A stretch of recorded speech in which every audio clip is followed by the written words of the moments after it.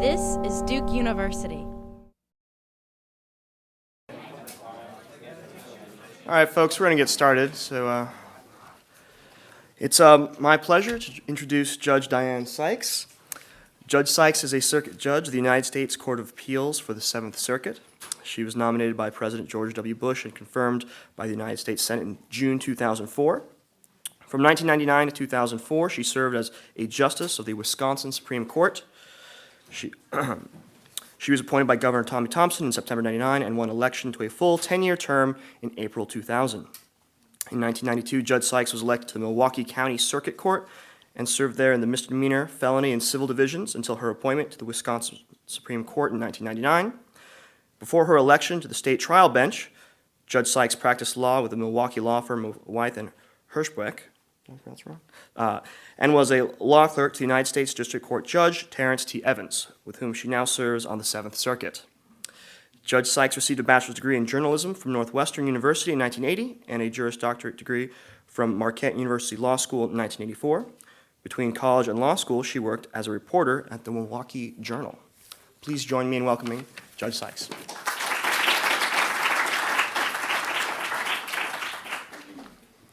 Thank you very much, Chris, for that very nice introduction, and thank you for the invitation to visit with you here at Duke Law School today. I've never been to Duke. This is my first time here, and so I do appreciate the invitation. My topic this afternoon will be gender and judging, which I think is timely because, of course, on Monday, Elena Kagan heard her first case as the 112th Justice of the United States Supreme Court, replacing Justice John Paul Stevens, who retired in June after an extraordinary 34-year tenure on the court. It was often noted when Elena Kagan was nominated and was emphasized again this week when she took the bench that Justice Kagan is the fourth woman to serve on the Supreme Court. And for the first time in the court's history, 3 women are now serving together. In that sense, Elena Kagan and I have a little something in common. I was the fourth woman to serve on the Wisconsin Supreme Court, and one of 3 during most of my tenure there, because Justice Janine Geske, who was the court's second female justice, had left the court the year before my appointment in 1999. Justice Patience Rogensack was later elected in 2003, and together with Chief Justice Shirley Abrahamson and Justice Ann Walsh Bradley, we became the first ever female majority on the court. After I was confirmed to the Seventh Circuit in 2004, Judge Barbara Crabb, who was the first woman to serve as a federal district court judge in my state, sent me a wonderful note. Among other things, it said, "Congratulations on becoming the 4th woman and the 2nd Diane on the Seventh Circuit." There's that number 4 again. And the other Diane, of course, is Judge Diane Wood, who was right up there with Solicitor General Kagan among the top contenders to replace Justice Stevens. Both Judge Wood and Solicitor General Kagan had been high on President Obama's Supreme Court shortlist in 2009 when Justice Souter announced his retirement from the court. And shortly before that announcement was made, Dahlia Willwick, who is the popular legal columnist for the online magazine Slate, had this to say about the much anticipated Supreme Court vacancies that President Obama would have the opportunity to fill. Here's what she wrote. "It's almost an article of faith among Supreme Court watchers that President Obama will fill the bench's next vacancy, and perhaps the one after that, too, with a woman. The current court's sole female member, Ruth Bader Ginsburg, has said she is lonely there. And even if she's not the next to step aside and another woman joins her, that's still just 2 out of 9. Americans seem quite certain that isn't enough." She was not alone in this prediction, and we now know that it turned out to be right. With Justice Sonia Sotomayor replacing Justice Souter last year and Justice Kagan replacing Justice Stevens this year, President Obama has indeed used his first 2 appointments to the court to boost its female membership. After the Kagan confirmation vote this summer, David Broder of the Washington Post wrote a column suggesting that with another woman, the Supreme Court can't help but change. He predicted that having 3 women justices will change the high court in ways that no one foresees. After Justice Kagan was sworn in, there was indeed a change. The court changed its oral argument calendar for the first Monday in October. The schedule was adjusted to make sure that Justice Kagan would be on the bench when the new term began. First up on the first Monday was a federal sentencing case, but the former Solicitor General was recused. The court switched the order of the day's call so that a bankruptcy case led off instead. This permitted Justice Kagan to make her high court debut when the court officially opened its new term. Tony Moro, the Supreme Court reporter for the Legal Times, saw some gender significance in this move. In an anticipatory column, he reminded us that the first day of the fall term will be historic. For the first time in history, because of Kagan's arrival, 3 of the 9 justices who emerge from behind the velvet curtains at the start of the session will be women. This is a moment that could have been destroyed, he said, or made more awkward by Kagan's recusal from the first case. The schedule was changed, he suggested, so that the historic moment will be preserved. Apparently, it didn't occur to him that the court would extend this sort of first case courtesy to any newly arrived justice, regardless of gender. All this focus on the fact that our newest justices are women raises some important questions about gender and judging.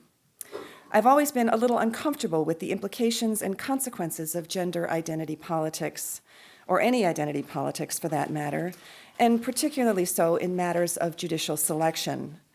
But mine may not be the prevailing view.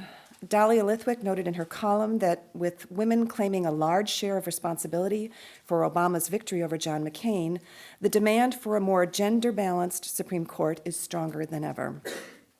She suggested as well that there might be something about the way that women decide cases that makes the need for them more urgent. And she even went so far as to say that President Obama owes us another woman justice. I suppose there's a purely political explanation for the conventional wisdom that the recent vacancies on the Supreme Court would be filled by women.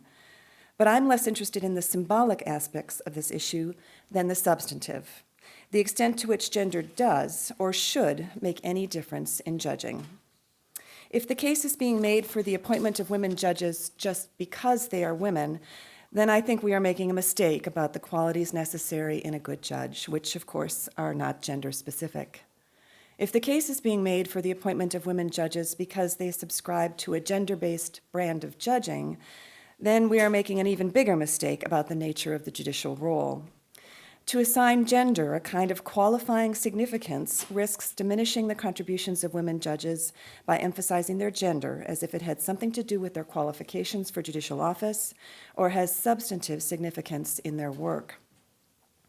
During my tenure at the state Supreme Court, there were only 3 cases that divided along gender lines. The first 2 were State v. Heebner and State v. Franklin, which raised related issues regarding the use of a 6-person jury in misdemeanor cases. The court had recently held that the statute authorizing a jury of 6 in misdemeanor cases was unconstitutional. The issue in Heebner was whether a defendant who had not objected to the 6-person jury at trial could obtain relief on appeal. And Franklin raised the issue of whether counsel's failure to object was ineffective assistance of counsel. The court held in Heebner that the failure to object was a forfeiture that the court would not remedy. In Franklin, the court held that counsel's failure to object was not ineffective assistance of counsel. I joined Chief Justice Abrahamson's dissent in both cases, as did Justice Bradley. The Chief Justice and Justice Bradley, I should note, were part of the court's liberal wing. I was not. And in split decisions, we did not usually vote together. On these cases, the gender split among the justices went unnoticed. The same cannot be said of the third case, however. State v. Oakley was a case about a deadbeat dad who was hopelessly and criminally in arrears on his child support. David Oakley had fathered 9 children by 4 women and owed more than $25,000 in back child support. He was charged with 9 counts of felony intentional non-support and pleaded guilty to 3 of them, facing a possible 15 years in prison.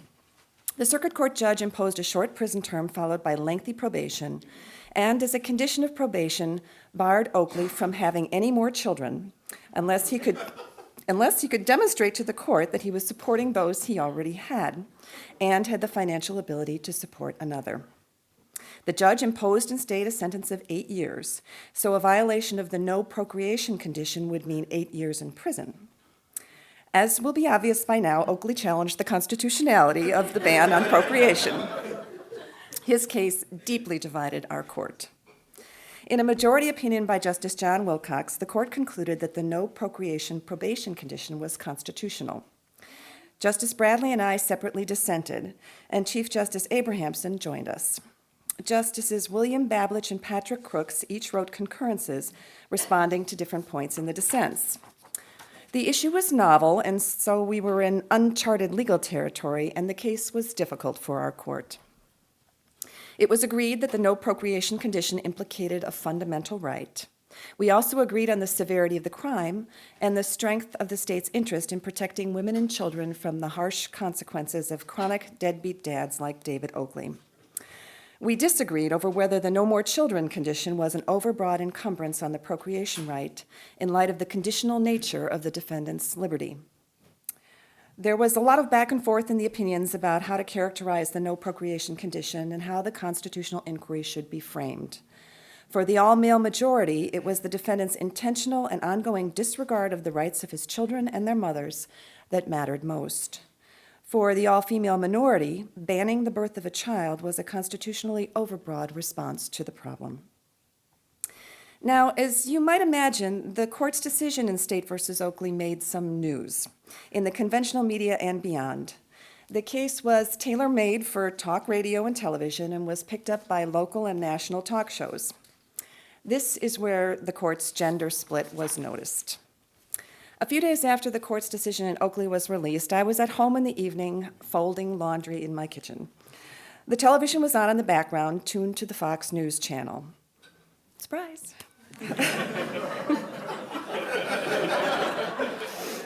You were expecting maybe MSNBC? I was only half paying attention, but I heard Bill O'Reilly's voice in the background saying, "Coming up on The Factor, the case of a Wisconsin deadbeat dad with 9 kids ordered not to have any more children." So I started to pay attention, and after the commercial break, Bill O'Reilly came back on and introduced the story this way. He put photos of the 3 dissenting justices up on the screen, the Chief, Justice Bradley, and me. And alongside our photos was David Oakley's mugshot. Now, David Oakley was kind of a creepy-looking guy, so I could kind of sense where this was going. With these photos on the screen, Bill O'Reilly said, "Why do these women want this man to have more children?" Well, of course, that's not what we had said, but there it was on national television on a show watched by millions of people. This was not going to be a problem for Shirley and Ann, of course, because they don't know anyone who watches the Fox News channel. But I know a lot of people who watch the Fox News channel. And as Bill O'Reilly continued to discuss the David Oakley case, my phone started ringing, and I spent the rest of the evening explaining to family members what the case was really about. Our court returned to the Oakley case in a different forum a couple of years later. Every year, our state Supreme Court goes on the road and hears a day or two of cases in one of Wisconsin's 72 counties. The court's traveling sessions are always accompanied by a visit with the local bar association and area civic and school groups. A year or two after the Oakley case was decided, we heard arguments in Portage County during a break, and during a break in our argument schedule, we went to visit with the students at the Stevens Point Area High School. We were all seated at a long table on the stage in the high school auditorium, and there were thousands of students present. Stevens Point is the largest high school in our state. And after an introduction and an initial presentation about the court by the Chief Justice, we all took turns answering questions from the students. When it was my turn, a student asked what was the most interesting case the court had recently decided. I explained that many, though not all, of our cases were interesting because we only accepted cases that had statewide importance, but that even so, most of the time, our decisions did not get a whole lot of attention outside the legal profession. I was buying a little time trying to think of a case that would be sufficiently interesting and explainable to the students. I decided to go with the Oakley case. I gave a brief description of the facts and the issue in Oakley, and then explained our court's split decision. I told the students that the case was novel and difficult and had attracted quite a bit of attention, including commentary on the fact that the court had divided along gender lines, with the male justices in the majority and the female justices in the minority.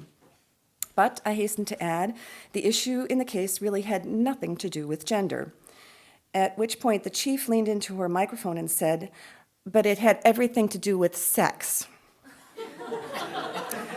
This had the effect you might expect on the assembled students, and it ended my serious discussion of the court's interesting caseload. Now, Heebner and Franklin, the two six-person jury cases, obviously had no gender-salient issues, assuming there is such a thing.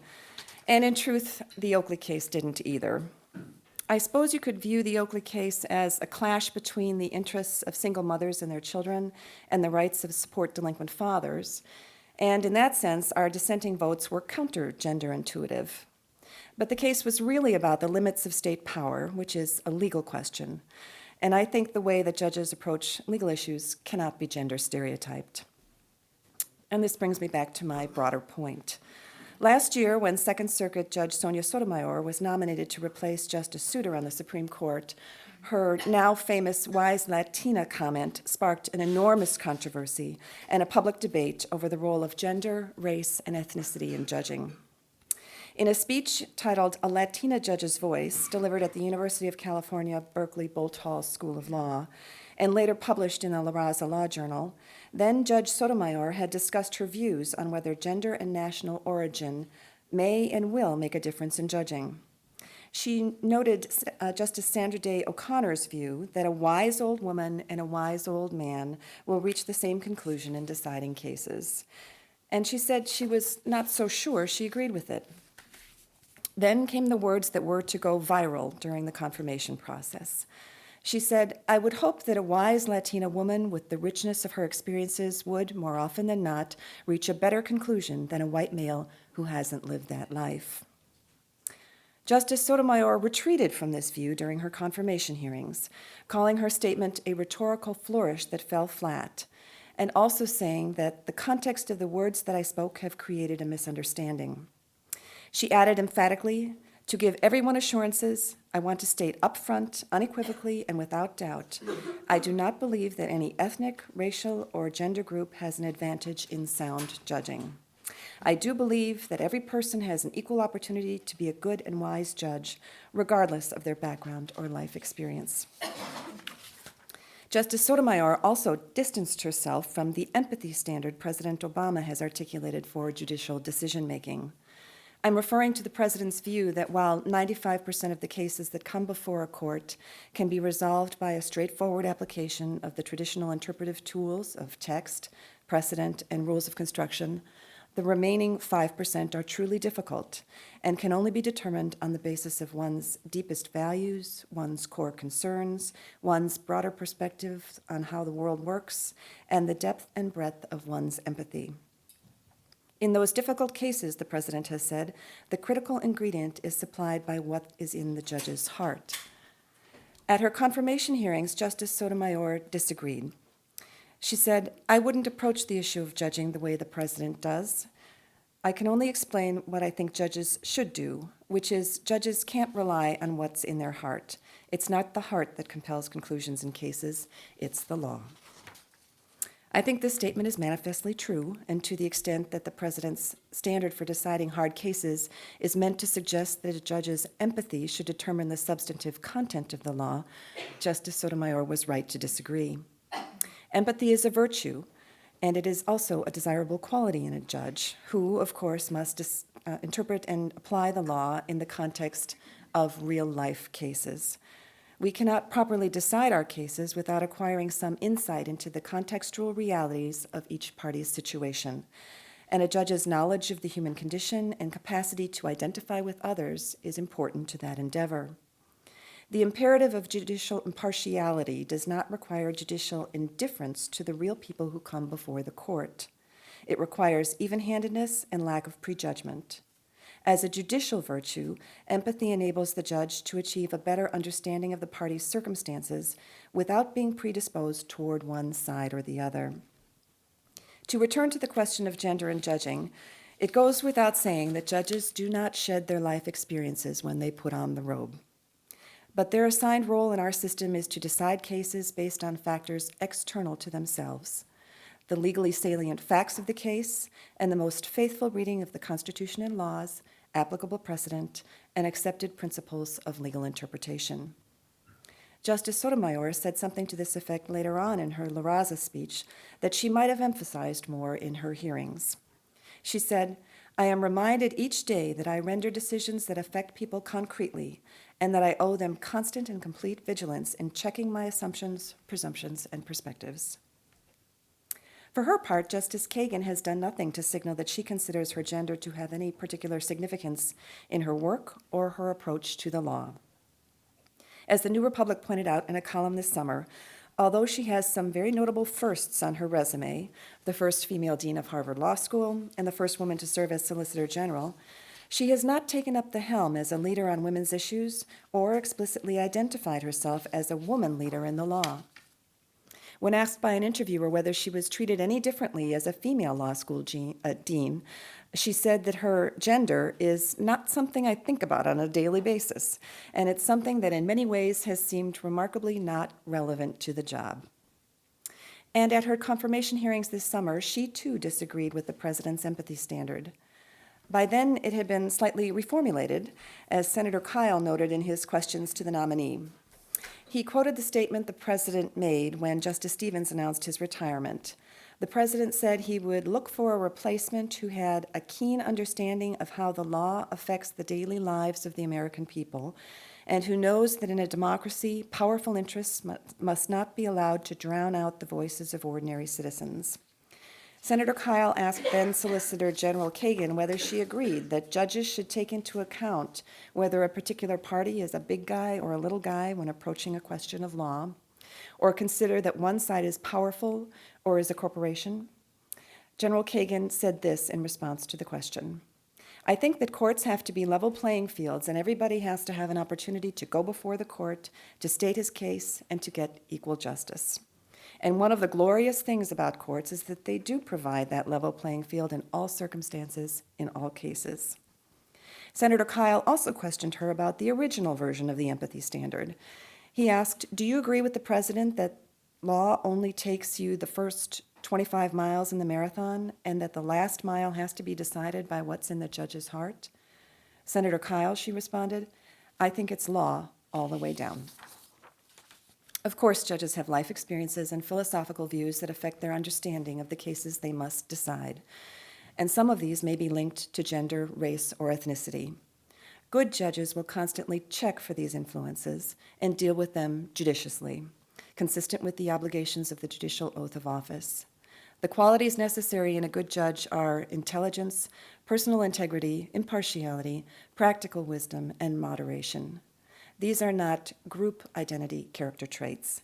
They are individual identity character traits. Whatever else Justice Kagan's presence on the Supreme Court might mean for our law, I hope it helps us move beyond gender identity politics. The New Republic article suggested that Elena Kagan might turn out to be the post-gender justice. As a judge who happens to be a woman, I certainly hope so. Thank you for the invitation to be with you here today, and I'd be happy to take any questions you might have.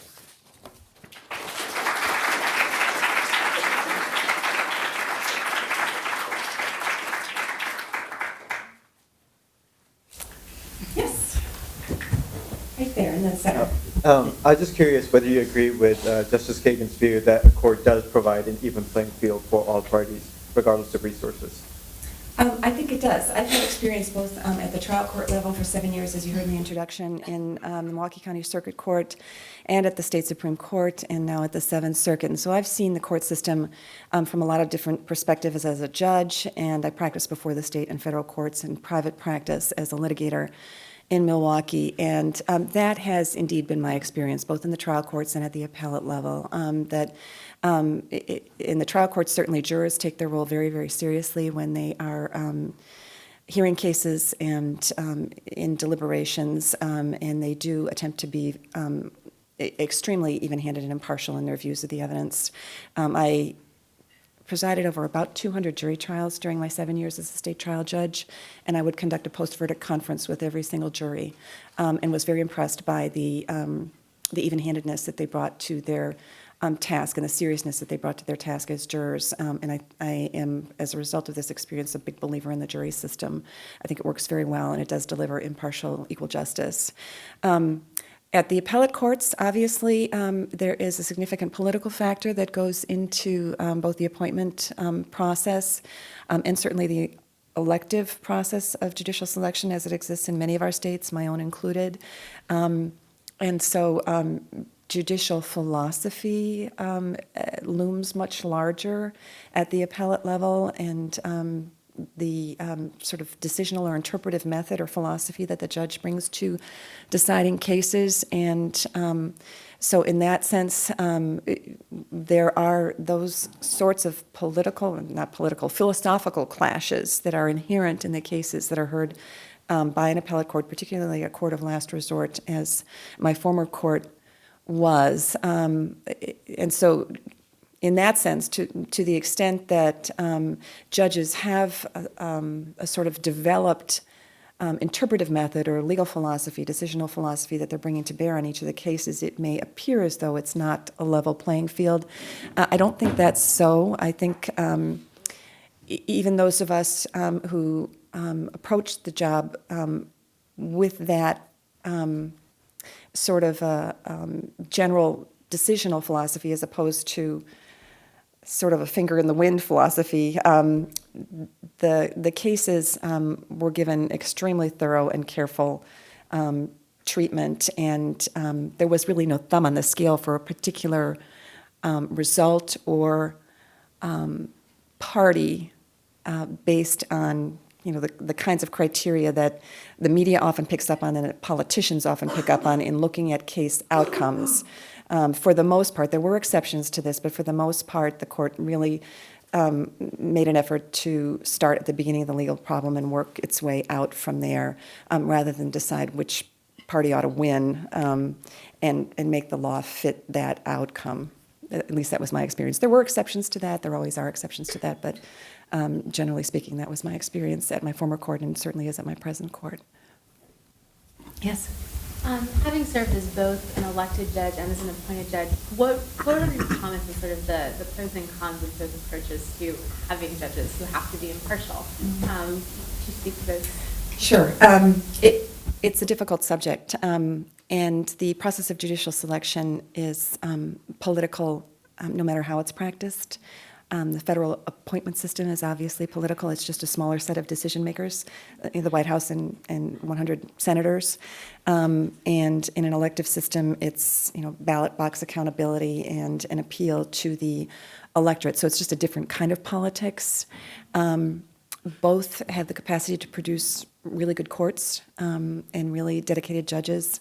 Both processes can also be manipulated by outside influences, but that's the nature of the political process. I don't think there's any way to escape that. I used to be a very strong defender of judicial elections in my own experience. As a candidate for judicial office, I was always able to sort of walk what I consider to be the appropriate ethical line on the campaign trail and not get drawn into discussing things that I shouldn't be discussing as a sitting judge or a candidate for judicial office, and also not appealing to the sort of more raw political influences and interest groups in the community. And neither of my races, either my trial court race, and those races typically don't get a whole lot of attention, but certainly not my Supreme Court campaign, which could have become captive of a lot of special interests in the political process. It did not. I don't quite know how to explain that, but for whatever reason, it did not become captured by the usual outside influences, and my opponent and I were able to sort of keep control of our own campaign messages. Every Supreme Court election in my state and in most other states since that time, this was in 1999, most other state Supreme Court elections since that time have become really much more like legislative campaigns or executive branch campaigns, in that the usual special interest groups that line up to influence those races line up to influence state Supreme Court races. Part of this is a byproduct of the fact that state Supreme Courts, like the U.S. Supreme Court, are deciding some of our most hotly contested legal policy issues. And the combatants in the political process who lose at the legislative level then try to win at the litigation level and bring their influence to bear in the judicial branch. And so I think it was only a matter of time before these state high court races became the focus of attention of the usual special interests that had previously concentrated most of their efforts on the legislative branch and governor's races, presidential races, and so forth, congressional races.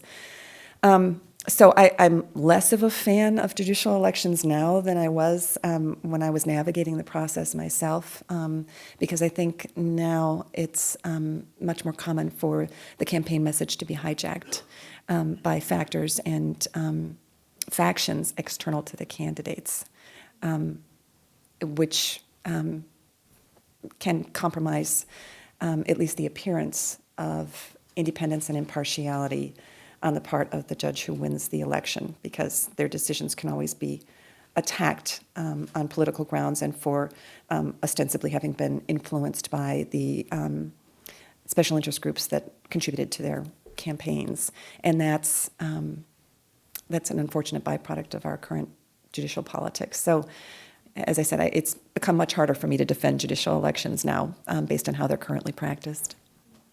Yes? You were quoting a lot of confirmation hearings for Sotomayor and Kagan. I think one of the goals of saying gender doesn't matter or race shouldn't matter is telling a nominee that your substantive views shouldn't affect how you decide cases. If that's what senators are telling nominees, is it fair for senators to turn around and vote against nominees whose substantive views they don't like? Well, I think it's fair for senators to cast no votes on nominees with whom they have a profound disagreement on legal interpretive method or legal interpretive approach. That's, I think, part of the advise and consent role. What's not fair are sideshows about individual discrete decisions that take on larger significance than they deserve in the course of an evaluation of a judge's entire career.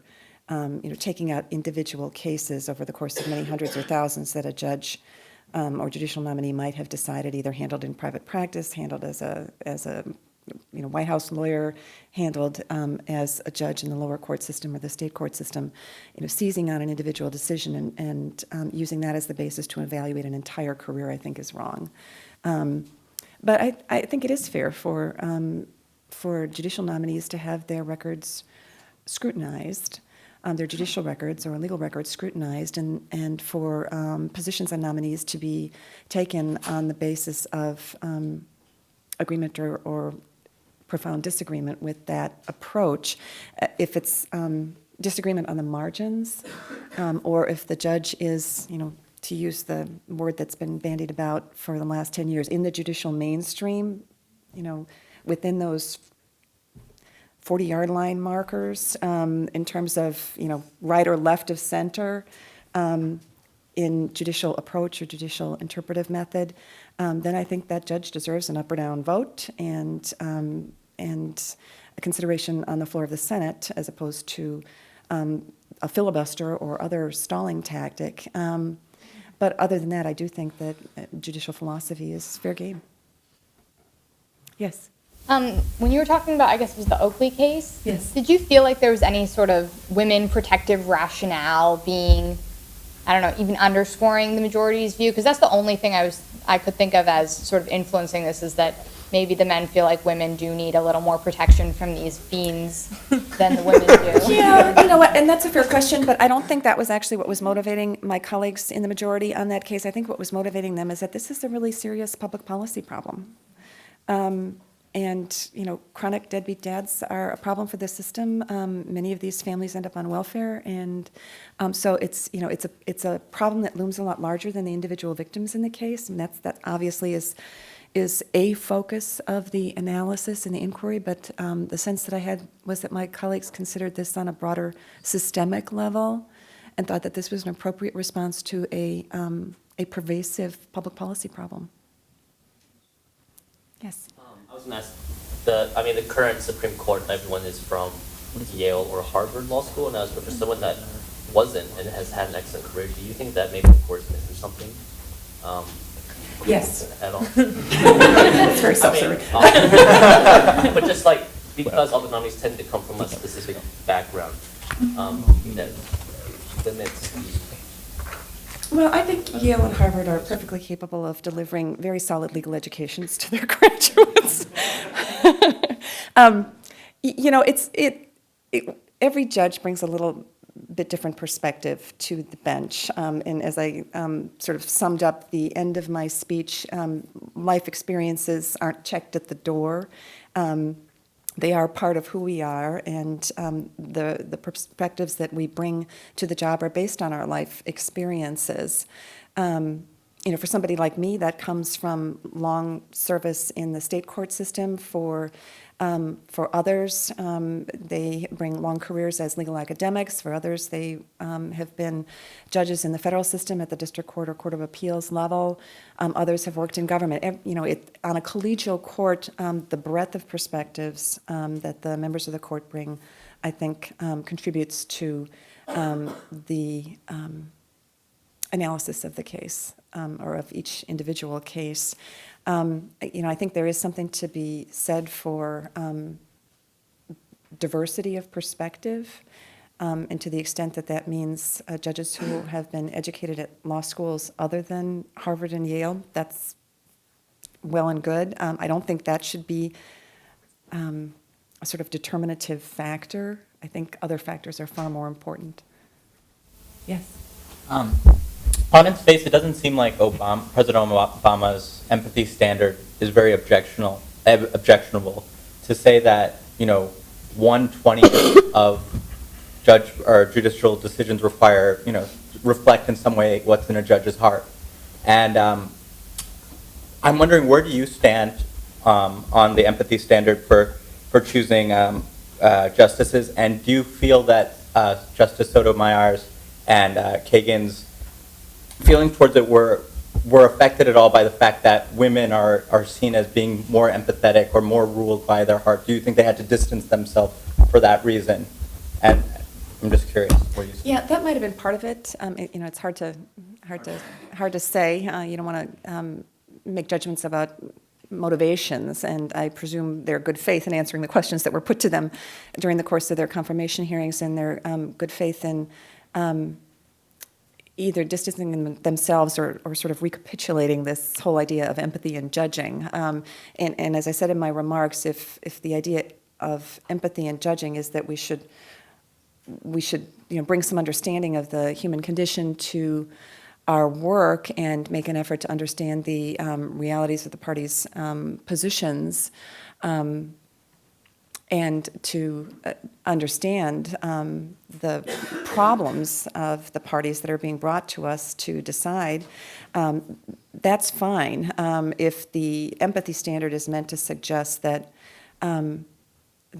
there's some effect on the substantive law based on whether the judge sides with corporations or average citizens, for example, that's an improper criteria for judicial decision making. Which party you happen to have a bias in favor of? Biases we are supposed to check at the door, and so all of us owes that to our oath and to the cases that we decide. Is that to the extent that we have biases in favor of one side or the other, whether those biases are produced by empathy for the party's position or condition, that has to be set aside in order to decide the case appropriately based on the facts and the law in the case. And I assume that that's what Justice Sotomayor and Justice Kagan were driving at in putting some space between themselves and the empathy standard that the president had announced. But I think most people would agree selecting heartless judges or people who are devoid of emotion or that kind of thing would be a bad idea. So it strikes me that right. I mean, you have to distance yourself from saying 1/20 of it. Yeah, we're not machines. We don't have ice water in our veins. We like jurors who decide cases in trials, we have points of view on things and sympathies and empathies and particular positions on political issues and so forth. But we're supposed to check for those. We instruct juries to be dispassionate as they decide the cases and to not not render their verdicts based on sympathy. And we should expect the same of judges. Yes, in the back. If senators should be choosing Supreme Court justices based on their how they interpret the law, then isn't it important for justices to have like a body of work to show the senators how they operate and how they think about the law? Yes, it doesn't necessarily have to be a body of judicial work. I don't think prior judicial service is a prerequisite for service on the Supreme Court, and so to the extent that that became an issue for some with Justice Kagan, I don't think that was a disqualifier. Certainly, prior judicial service is not necessary to serve on the Supreme Court, but some body of work as a lawyer that would give some impression about the candidate's capacities. As a lawyer, wouldn't she be advocating the viewpoint of her client and not of her own viewpoint? Yes, of course, but she brought many years of experience as a law professor and law dean as well, and had academic writing that shed some light on her legal thinking, and there were analyses of that that were in the public domain at the time that she was nominated, and part of the confirmation hearing focused on that. That wasn't the part that the TV cameras were rolling through, but that came at the end of the week when the various legal academics who had been colleagues of hers at the University of Chicago and elsewhere came in to testify about her body of academic work. But that did shed some light. I read some articles and statements that were put into the record about her legal thinking and what we might expect from it. I said that's not what is going to get the headlines or will be the focus of the senator's questions for the nominees, because it's not as interesting, but that's what's interesting to me. Other questions? Yes? I had one more. Do you believe that a judge's role is more than just calling balls and strikes, or do you think that's an accurate characterization? It is more than that, but I think that's a very helpful metaphor for the public to understand the judicial role, and that's how I perceive that Chief Justice Roberts used it in his confirmation hearing. It was a descriptive metaphor to depict for the American people his view of judicial impartiality and his view of judicial modesty. At least that's how I understood it. It's been distorted and criticized as an oversimplification, and of course it is. That's what metaphors are. It's a figure of speech. You're trying to simplify something for your listeners in order to make a vivid point. So I thought it was a very apt metaphor in that sense. But of course, it was derided afterwards as I said, an oversimplification. But I don't think that was a fair criticism. But of course, judges, don't just call balls and strikes and perform precisely the same sort of role that an umpire at a baseball game performs. It's far more complex and contextual and nuanced and important than that. So with those qualifications, I think it was a good metaphor. Yes, ma'am. So I'm wondering how sort of your feelings about this objectivity on the bench extend to politics relating to race and sexuality or other types of minority politics, because I think you could probably argue that a post-gender world is a much far more, if it is attainable, it's probably more attainable than post-race or post-sexuality. And how do we reckon, what are your thoughts on that? Well, I think we have not moved as far in racial justice as we have in gender justice, I think. I have never felt, as a candidate for judicial office, either elective or appointive, that my gender inhibited me in any way. And I did not feel that when I was in private practice either, going before courts, working with clients, et cetera. I never had the sense that I was being treated differently because I was a woman lawyer or a woman candidate for judge or a woman judge or justice in our state Supreme Court, and certainly not on my present court either. In some ways, the same is not true for candidates of color. My opponent in the state Supreme Court race was African American. He was a Milwaukee judge. I was a Milwaukee judge who had been appointed to the state Supreme Court by Tommy Thompson, but I had to run in the next election cycle to hold on to the seat. Judge Butler and I knew each other very well from having served in Milwaukee together, and there was some mutual respect there, even though we were political opponents and had brought a very different decisional philosophy to our work. And we were able to keep the campaign civil and civilized and focused on the differences in our judicial philosophies. He was appointed to the state Supreme Court to replace me when I was moved to the Seventh Circuit, and he had a period of incumbency before he had to face the voters. Our constitutional rule in Wisconsin is that only one justice can be on the ballot at a time. And so he had amassed, I think it was 3 years or 3.5 years of incumbency before he went before the voters. And some of his decisions were very controversial. And so he drew a very substantially funded opponent from the right. And there was a lot of special interest activity in that campaign. And one set of ads was, some said was overtly racist, or at least borderline racist. I thought it came pretty close to the line, if not crossed it. It depicted Justice Butler on one side of the screen and the mugshot of one of his clients when he was in the state public defender's office on the other side of the screen. And this client was a sex offender, a child sex offender that he had successfully represented on appeal on an evidentiary issue. The case went to the Supreme Court, the state Supreme Court, and the court agreed that there had been an evidentiary error but found it harmless, so reversed the Intermediate Court of Appeals. So reversed then public defender Butler's victory for this client. And so the sex offender stayed in prison, served his complete term, was released, but when he was released, he reoffended. And the ad had the sex offender's picture next to Justice Butler's picture. They're both African American, and it said, you know, Butler found a loophole. This guy, Mitchell, was his name. Mitchell walked free and molested again, implying that it was Louis Butler's fault because he won his case, and it didn't even make it clear that this was something that he had done when he was an assistant public defender. It made it sound like he was the judge who released this guy, and this guy went on to molest another child. It was a terrible ad, incredibly misleading, and it contributed to the victory of the opponent. It wasn't the only thing, obviously. There was a lot more going on in that race. He lost the election.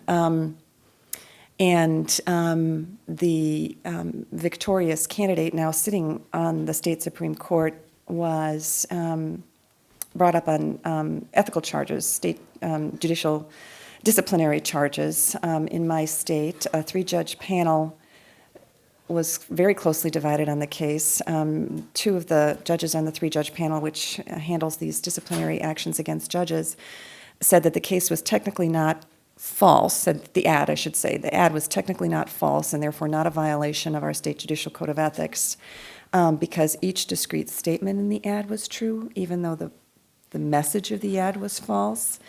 The dissenting justice said that's not how we should be evaluating this ad. The total message of the ad was false, but that there's a First Amendment interest at stake here. This is political advertising, and he can't be removed from the bench for lying on the campaign trail, which is essentially what he did.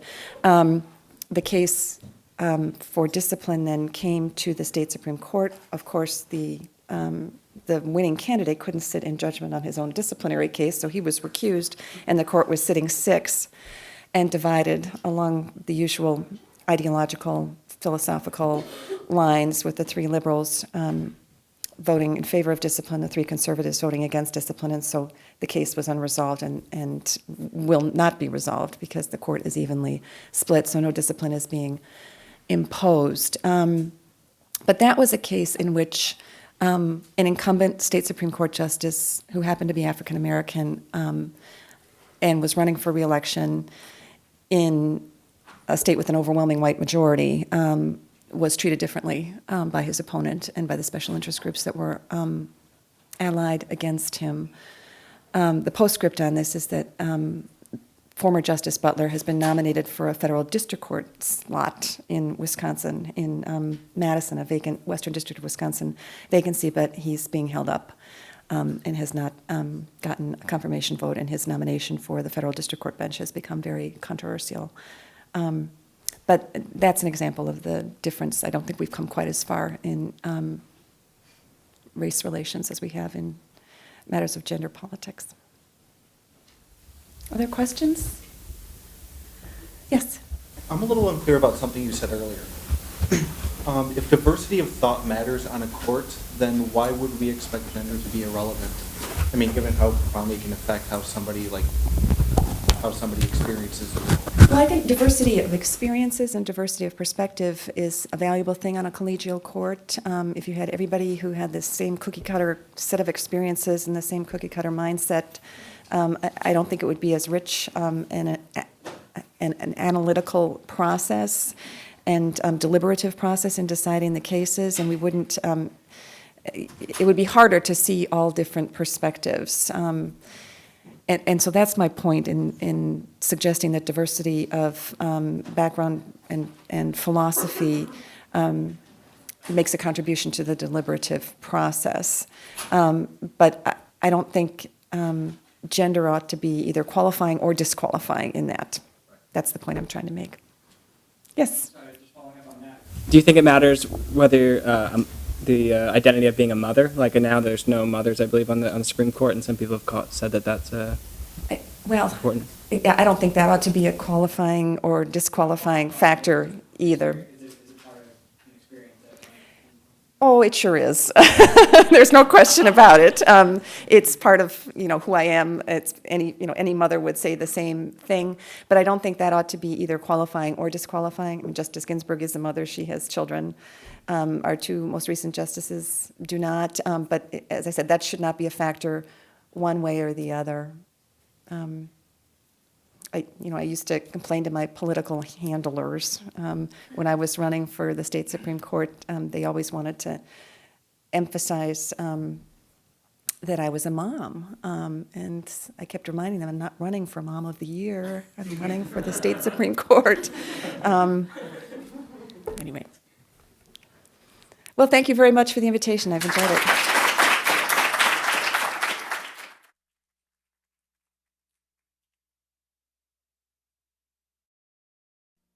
Produced by Duke University.